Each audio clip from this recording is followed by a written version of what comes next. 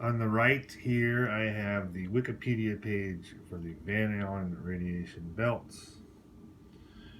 And I want to point out this right here where it says Earth's two main belts extend from an altitude of about 640 to 58,000 kilometers, 400 miles to 36,400 miles.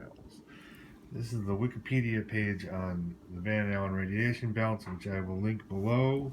You see here this illustration. Where are we here? There's an inner belt and then there's an outer belt of the Van Allen radiation belts. If you scroll down, you'll find out that it was discovered in the 1950s. Here I have a book called Spirit Intercourse, written by J. Hewitt Mackenzie. This was published in 1916. Here you have a map of what he calls the spirit spheres, and I want to point out this number right here. On the map, he says specifically 35,580 miles from the surface of Earth. There is an inner belt of what he calls the spirit spheres and an outer belt. And so what we have here, miraculously, is a 1916 map of the spirit spheres, which matches in dimension and in the two belts make up, the inner belt and the outer belt, matches the current day description of the Van Allen belts. So I am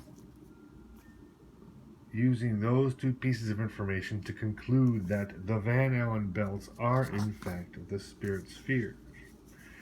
And so we're going to be looking at this book and some other books from the same time period that illustrate this place, because it appears that when we die, according to this book, when we die we go up to the spirit spheres.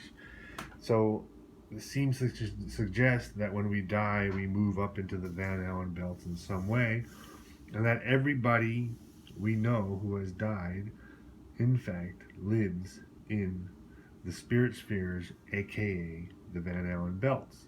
This is an extraordinary thing to say. It's weird, it's kooky, but it's also extremely interesting. So I hope you come along for the ride. Thanks. See ya.